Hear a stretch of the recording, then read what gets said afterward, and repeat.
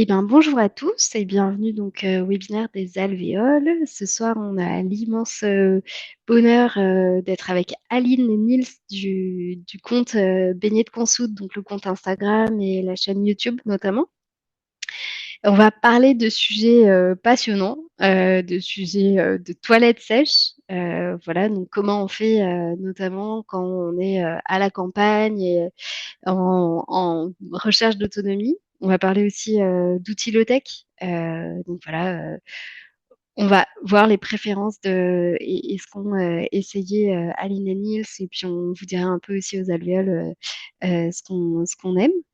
Et on va finir aussi sur la partie jardin, forêt et design de ce qu'ont pensé Aline et Niels. Donc trois parties, ça va être intense.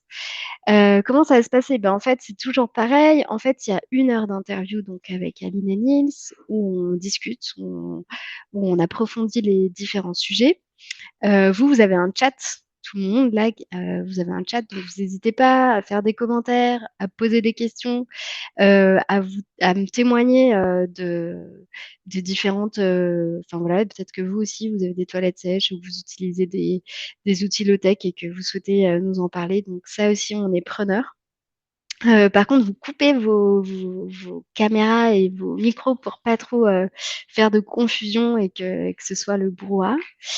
Voilà, et donc 1 heure d'interview et ensuite on a 1 heure de questions. Donc notamment les questions qui sont en cours de route, je les prendrai et je les reposerai à la fin à Aline et Nils. Voilà, voilà. Sinon, qu'est-ce que je peux vous dire d'autre?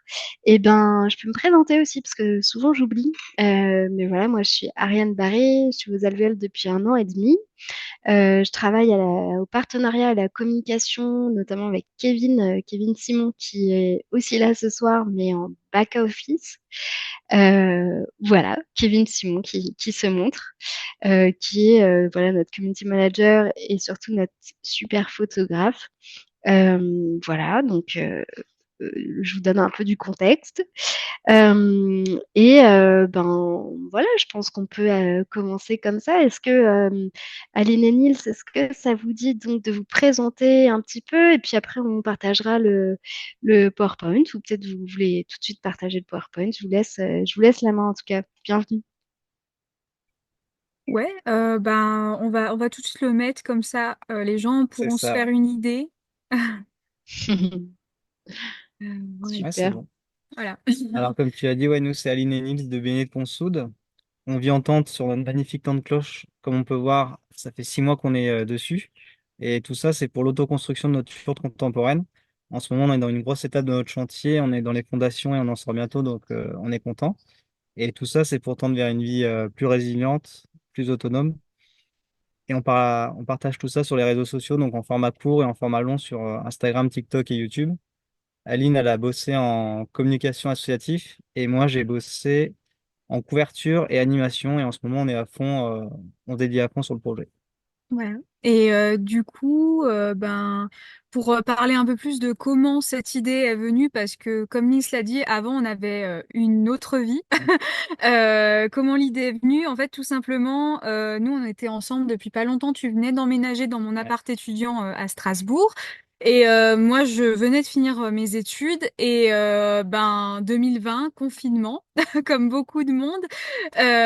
On a totalement remis notre vie en question à ce moment-là. Nous, c'est venu de façon assez drôle parce que en fait, on a regardé un reportage sur les pénuries alimentaires dans les supermarchés à l'époque. Et moi, j'ai eu une réflexion, voilà, en me disant, bah, en fait, s'il y a plus les supermarchés, tu sais même pas planter une carotte. Donc, qu'est-ce que tu vas faire? Et du coup, j'en ai discuté avec Niels et Niels, en fait, il avait un peu plus une vision autour de tout ce qui concerne l'effondrement. Enfin, il était beaucoup plus renseigné sur ce sujet-là. Mhm. Et on a commencé à en parler et à regarder des vidéos YouTube sur tout ce qui est permaculture, autonomie, rénovation écologique et tout ça. Et en fait, c'est comme ça que le projet est venu. On s'est laissé 1 an pour se décider si oui ou non on allait vers ce projet-là. Et la réponse était toujours oui. La première étape, ça a été de quitter la ville pour la campagne. Alors, on est originaire à la base de la campagne déjà, mais du coup, on vivait en ville à cette Ouais. époque-là. Et on a atterri du coup 2 ans dans le Cantal et on a commencé nos recherches de terrain à partir de là. Et on a fini par trouver en Corrèze. Et donc maintenant, on habite en Corrèze. Voilà. Ouais. Ouais, sacré parcours. Ouais, ça fait un petit moment que qu'on vous suit et qu'on voit votre progression, votre recherche, quête d'autonomie avec Ouais. voilà, toutes ces joies et toutes ces peines aussi, parce qu'il y en C'est a eu ça. beaucoup au démarrage. Ouais. Bah écoute, super. En tout cas, là, on va cibler un sujet qui est hyper important, qui est le sujet en fait des toilettes sèches et qui est hyper, bah, voilà, qui est hyper relié à l'eau notamment. Mhm. Donc, je pense que vous avez un petit mot à nous dire sur un peu le contexte de, en fait, pourquoi vous faites des toilettes sèches et pourquoi c'est intéressant, en fait, d'avoir des toilettes sèches chez soi. Ouais, bah en fait, nous, comme la plupart des gens qui sont intéressés par tous ces sujets-là, en fait, les toilettes sèches, c'était venu un peu comme une évidence parce que c'est un peu le truc quand, voilà, quand on est écolo, voilà, on entend souvent parler des toilettes sèches et du coup, c'est quelque chose qu'on veut facilement adopter. Et c'est en creusant un peu plus, en fait, où on s'est rendu compte de l'intérêt vraiment des toilettes sèches, parce que on parle beaucoup de tout ce qui est économie d'eau, et c'est vrai, il y a vraiment un gros enjeu là-dessus, parce que du coup, j'avais noté les chiffres, mais pour un Français ou une Française, on est environ à 45 litres d'eau souvent potable en plus par jour, donc ça fait 15 000 litres par an, et j'avais aussi un chiffre, c'est l'équivalent de 10 mégabassines. Donc c'est assez Ouais, énorme. Et au-delà de ça, on pense pas souvent à ça, mais les toilettes classiques, il y a aussi toute une question de pollution après par le traitement. Alors, chaque commune a des possibilités de traitement différents, mais en fait, le traitement implique quand même il y a de la pollution de l'air. Voilà, sans rentrer trop dans les détails, mais il y a aussi cette partie-là.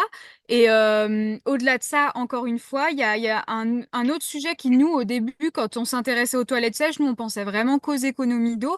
Mais là, c'est vraiment, on le voit de plus en plus, c'est l'intérêt pour la régénération des sols et la lutte contre le réchauffement climatique.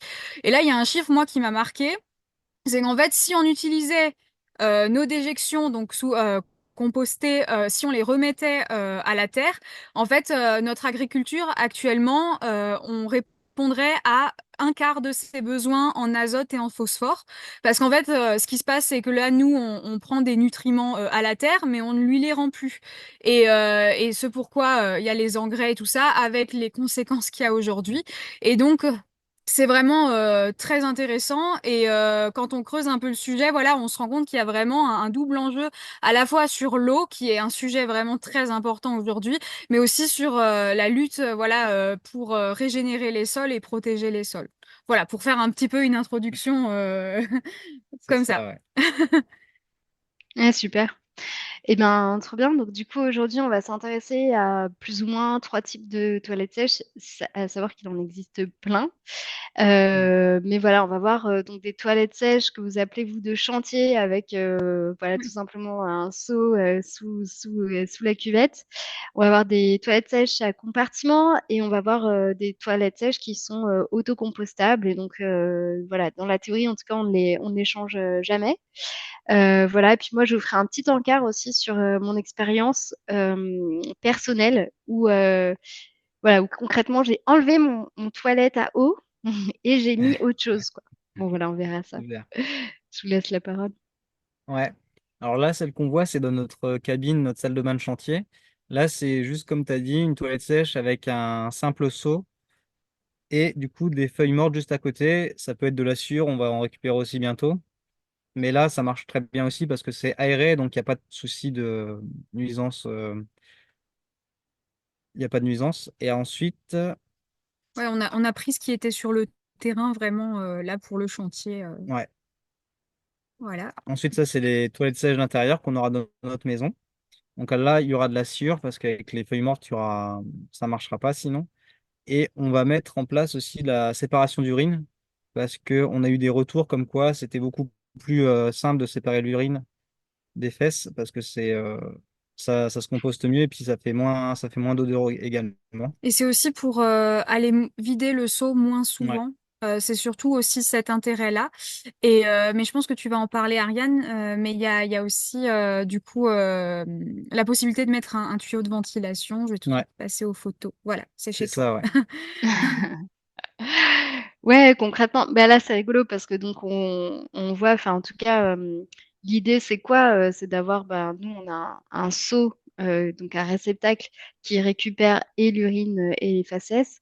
Sur le côté, vous voyez, il y a le réservoir de Sûre, c'est un peu comme vous, le réservoir de, Ouais. de, de feuilles mortes ou de broyat ou Mm. en tout cas des matériels qui absorbent l'urine. Voilà, et puis en fait, ce qui est hyper intéressant, alors je sais pas si vous avez d'autres, je crois que la photo juste d'après, il y a Il y en a un encore point une. qui est, ouais, il y a un point qui est important pour moi, c'est la photo de gauche, où en fait on voit que, parce que souvent les toilettes sèches, elles sont faites par des hommes, et les hommes, des fois, ils oublient que les femmes, en fait, elles urinent par l'avant.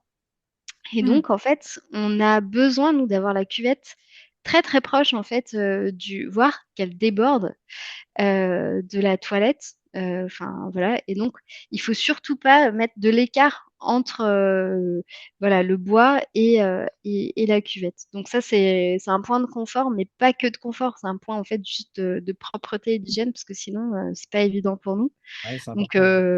ouais, donc ça, c'était un petit point de précision que je voulais apporter.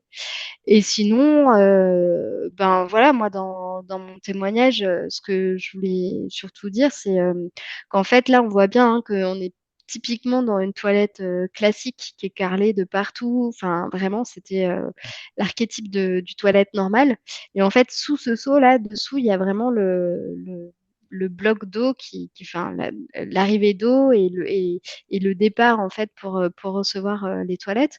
Donc c'est aussi simple que ça, en fait, de passer aux toilettes sèches. Mm. C'est, en fait, tu enlèves, c'est facile, tu as deux vis, tu enlèves ton toilette sèche et tu mets un seau à la place avec, voilà, un bois qui tient ta cuvette.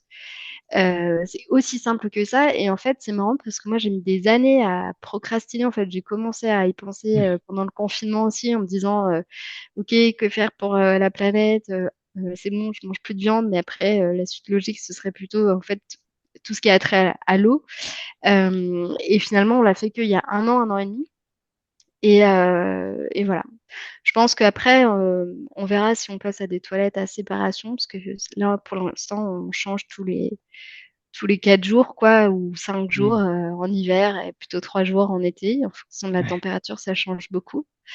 Mais, euh, mais voilà, en tout cas, moi, je repartirai pas sur un toilette à eau, ne serait-ce que pour ce que vous avez cité tout à l'heure, à savoir en fait, enfin, l'or noir que c'est au jardin, quoi. Donc Bah, c'est clair. ça, c'est hyper important.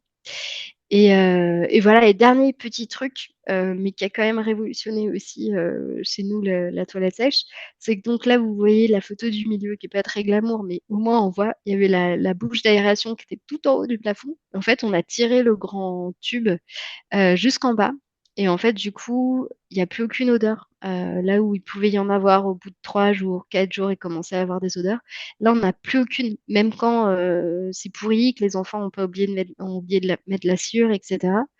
Donc voilà, donc ça c'était mon petit témoignage Ouais, c'est euh, intéressant.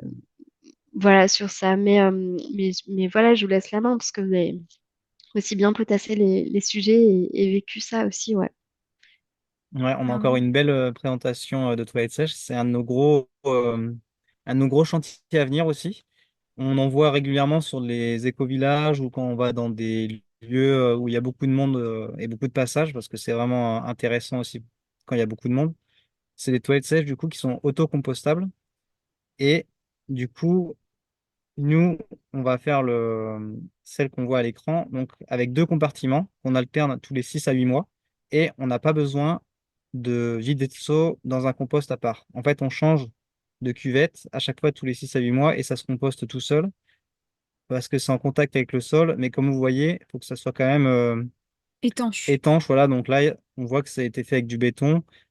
Et du coup, c'est vraiment pour qu'il n'y ait pas de soucis et puis pour que ce soit aussi validé par le SMANC parce qu'il y a des réglementations Mm.